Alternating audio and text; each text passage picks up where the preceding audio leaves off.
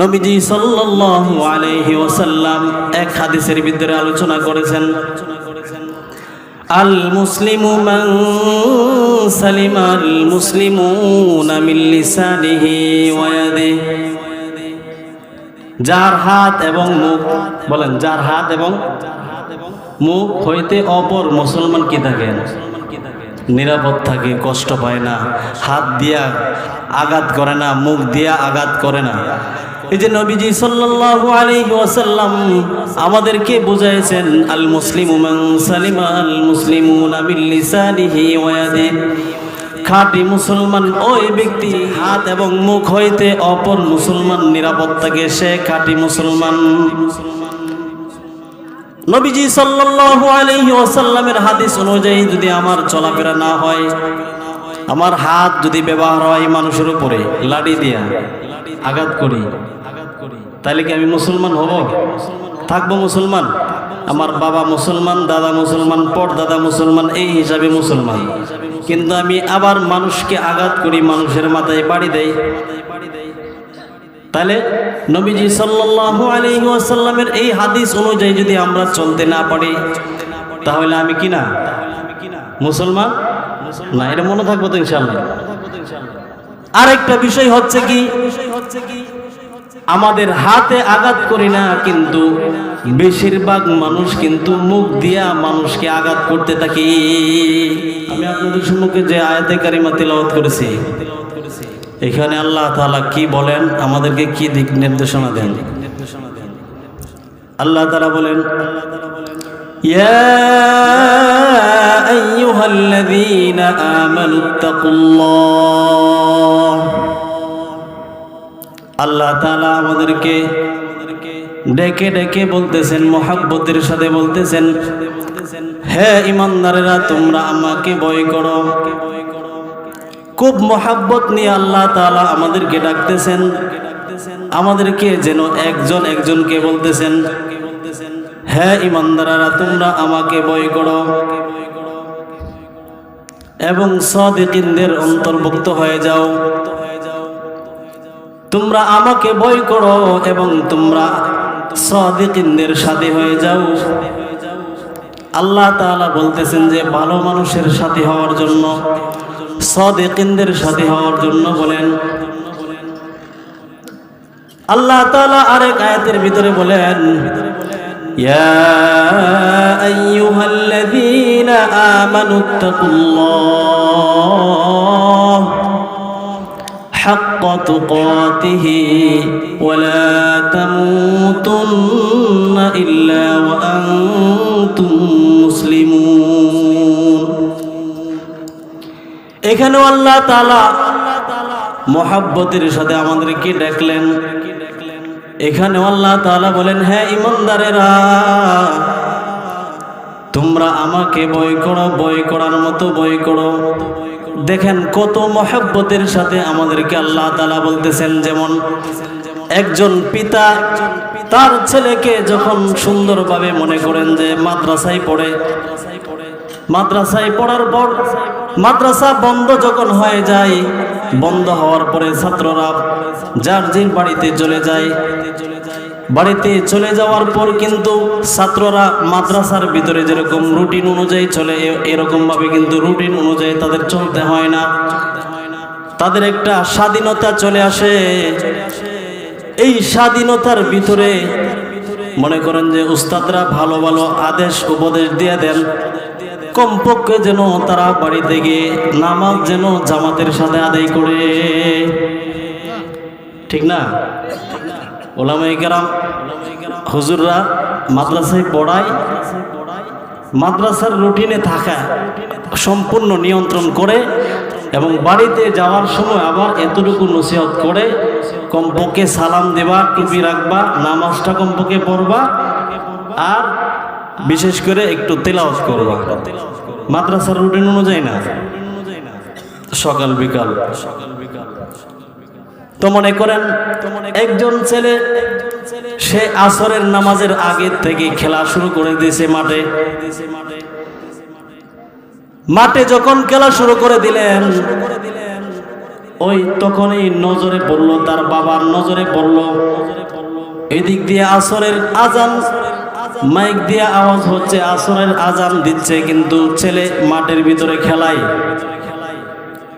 ওই ছেলেকে তখন বাবা সুন্দর ভাষায় আদরের সাথে বলে, এ আমার ছেলে সন্তান, মসজিদে যাওয়ার সময় হয়েছে, আজানের আওয়াজ চলে আসছে, তুমি এখন খেলাধুলা বন্ধ করে মসজিদের ভিতরে যাও। মসজিদে যাওয়ার পর নামাজ আদায় করার পর আবার তুমি মাগরিব পর্যন্ত খেলাধুলা করবা। সুযোগ আছে না নাই? আছে। সুন্দর ভাষায় সুন্দর আদরের সাথে তাকে বললে, এ আমার ছেলে সন্তান, তুমি মসজিদে যাও, মসজিদে নামাজ আদায় করার পর আবার খেলবা। যারা এই কথার ভিতরে তার শিক্ষা হয়ে যায়, সে সুন্দর করে খেলাধুলা এখানে বন্ধ করে মসজিদের ভিতরে চলে যায় ওযু করে, তাদের জন্য কোনো সমস্যা নেই। তার বাপ পিতার সাথে তার একটা ভালো সম্পর্ক হয়। আর মাঝে মধ্যে এমন সন্তান পাওয়া যায় যাদেরকে বলার পরে একটু ভান করে যে যাইতেছি, কিন্তু আবার ফাঁকি দেওয়ার পরে আবার খেলা শুরু করে। আছে না নাই?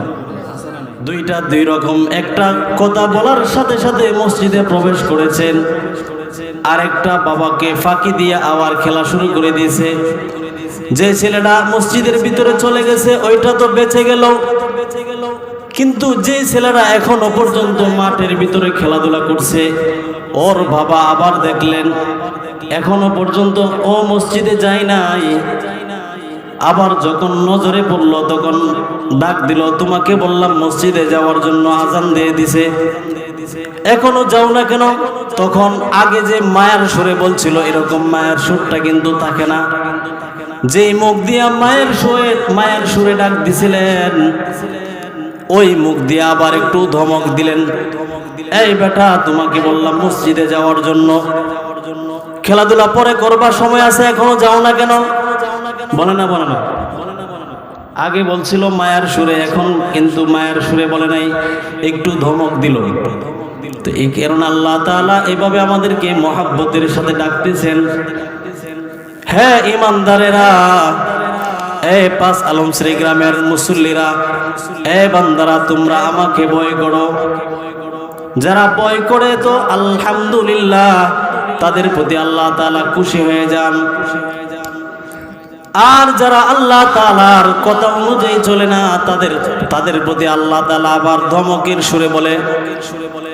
আল্লাহ তাআলা বলতেছেন, ইয়া আইয়ুহাল্লাযীনা আমানুত্তাকুল্লাহ হাক্কা তুকাতিহি ওয়া লা তামুতুন্না ইল্লা ওয়া আনতুম মুসলিমুন।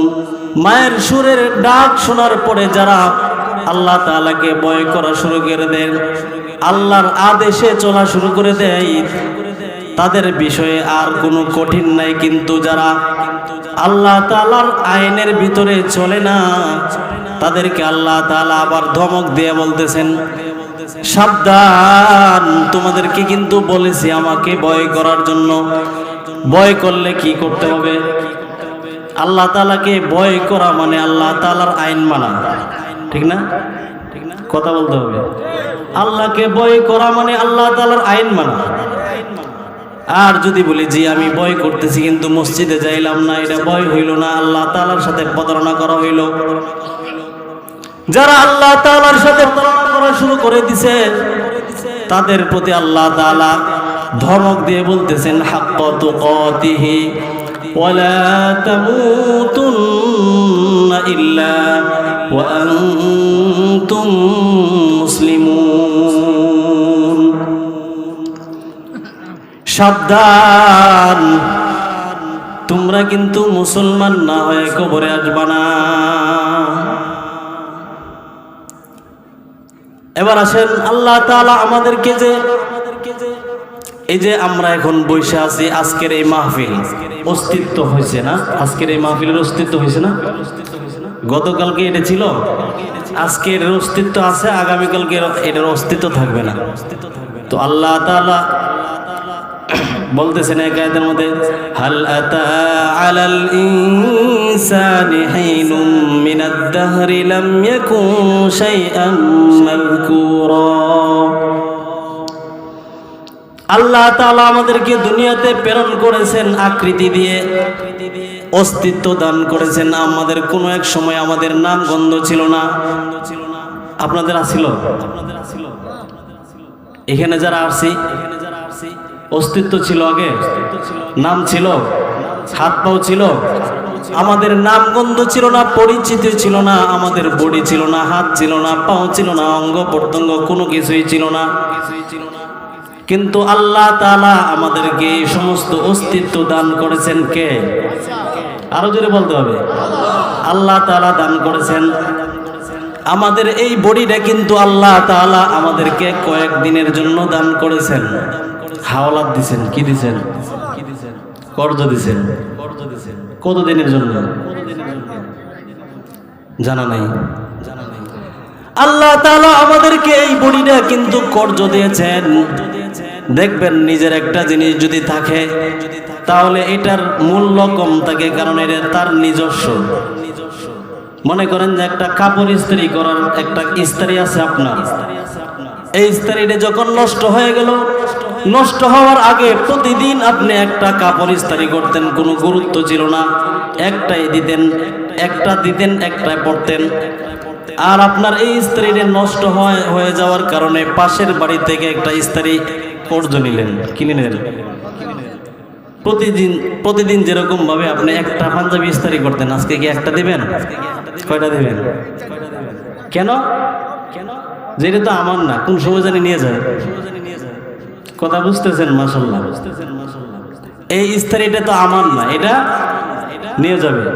এই জন্য আমার, শুধু আমার না, চারটে না, আমার যত পাঞ্জাবি আছে এগুলো তো হয় আমার ছেলে মেয়ের যা আছে সম্পূর্ণ সব এটা দিয়া সুন্দর করে বাস করে রাখবেন। কেন? এটা আমার না। বুদ্ধিমানরা যারা, তারা বুঝছেন যে কোন জিনিসটা আমার না। আল্লাহ তাআলা আমাদেরকে এই বডিটা কিন্তু হাওলাত দিছেন, কর্জ দিছেন। যেহেতু ইস্ত্রির সময় কম, আরেকজনের ইস্ত্রি এটা কিন্তু নিয়ে যাবে। এই জন্য আমি একটা পাঞ্জাবি ইস্ত্রি দিলে হবে না, আমার যত পাঞ্জাবি আছে সব পাঞ্জাবি দিতে হবে, আরো যতগুলো আছে সবগুলো দিয়ে রাখতে হবে, কারণ এটা আমার না। ঠিক না? আচ্ছা এবার আসেন, চোখগুলা কার? আমার। হাত, পাও, অঙ্গ প্রত্যঙ্গ, মুখ দিয়ে কথা বলতেছি, এগুলো সব আল্লাহ তাআলার না, আমাদের। তার মানে আমাদেরকে কর্জ দিছেন। বলেন কি দিছেন? আল্লাহ তাআলা আমাদেরকে কি দিছেন? কর্জ দিছেন। তাহলে যেহেতু আল্লাহ তাআলা আমাদেরকে এই বডিটা কর্জ দিয়েছেন, কর্জ যেহেতু দিয়েছেন, তাহলে আমাদের এই বডিটা 5 ওয়াক্ত নামাজের মধ্যে মাঝে মাঝে 1 ওয়াক্ত পড়ব, নাকি 5 ওয়াক্ত পড়তে হবে? 5 ওয়াক্ত পড়তে হবে। আবার বাকি সময়গুলো হায়াত শেষ হওয়ার আগ পর্যন্ত, কোন সময় জানি নিয়ে যায়। হাওলাত না এটা? কথা বলে না, আরে হাওলাত তো এটা। তো যেহেতু আমার সময়, আমার জান মাল, আমার বডি আল্লাহ তাআলার পক্ষ থেকে কর্জ দিয়েছেন, এই জন্য আমাদের এই সময়, আমাদের এই মুখের জবান, এটা অহেতুক নষ্ট না করে আল্লাহ তাআলার জন্য ব্যয় করতে হবে। কারণ কোন সময় যেন কি হয়, নিয়ে যায়। জানেন কোন সময় নিয়ে যায়? জানেন? জানা নেই। এই জন্য আল্লাহ তাআলা আমাদেরকে যে বডিটা কর্জ দিয়েছেন, এটা কিন্তু সময় অনুযায়ী আমাদের সময়টা আল্লাহ তাআলার জন্য ওয়াকফ করতে হবে। যদি আল্লাহ তাআলার আইন অনুযায়ী যদি আমার সময়টা কাজে লাগাইতে পারি, তো আল্লাহ তাআলা আমার জন্য জান্নাত রাখছেন। আর যদি এই কর্জ বডিটা যদি আমি আল্লাহ তাআলার আইন না মানি, আইন অনুযায়ী যদি না চলতে পারি, তো আল্লাহ তাআলা আমাদের এটা কোন সময় জানি নিয়ে যায়। এই যে আল্লাহ তাআলা বলছিলেন যে তোমরা মুসলমান না হয়ে কিন্তু কবরে আসবা না, মুসলমান হইতে হবে। একটা সবক শিখলাম যে আমার বডিটা, আমার সময়, আমার জান, আমার মাল, এটা কার? জোরে বলতে হবে, আরো জোরে, আরো জোরে। কার এটা? আল্লাহ। কর্জ দিছে কাকে? আমাকে। তো এই জন্য আমার এই সময়, আমার এই ভরি, আমার সবকিছু কার জন্য ব্যয় করব? কেন ব্যয় করব? জান্নাত পাওয়ার জন্য। যদি না করতে পারি তাহলে এই বডি রেখে জাহান্নামের ভিতরে পড়ে রুহকে, নাকি? তো আল্লাহ তাআলা বলছিলেন যে হে ঈমানদারেরা, তোমরা আমাকে ভয় করো, ভয় করার মতো ভয় করো। আর সাবধান করে বলছেন, সাবধান, মুসলমান না হয়ে কিন্তু কবরে আসবা না। তাহলে মুসলমান হওয়ার জন্য শর্ত আছে, বলেন শর্ত নাই? মুসলমান হওয়ার জন্য যত শর্ত আছে এই শর্তগুলো মেনে নিতে হবে। এই অনেক শর্তর ভিতরে আমি দুইটা শর্তর বিষয়ে কথা বলবো।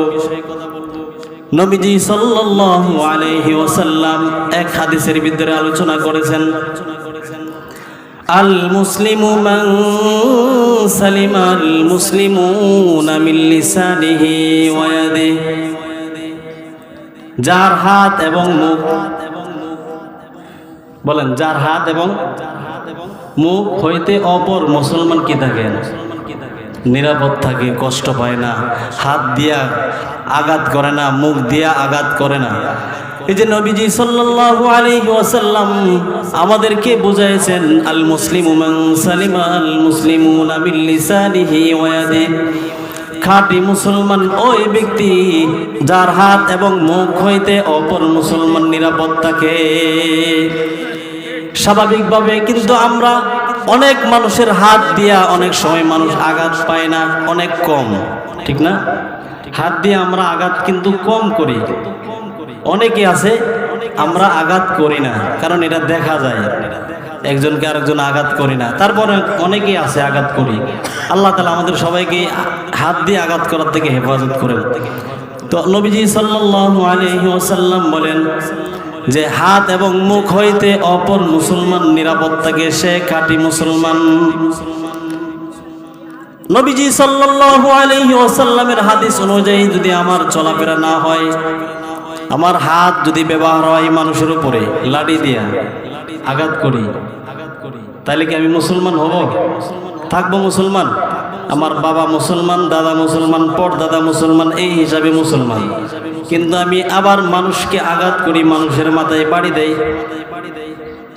তাহলে নবীজি সাল্লাল্লাহু আলাইহি ওয়াসাল্লামের এই হাদিস অনুযায়ী যদি আমরা চলতে না পারি, তাহলে আমি কি না মুসলমান না? এটা মনে থাকবো তো ইনশাআল্লাহ।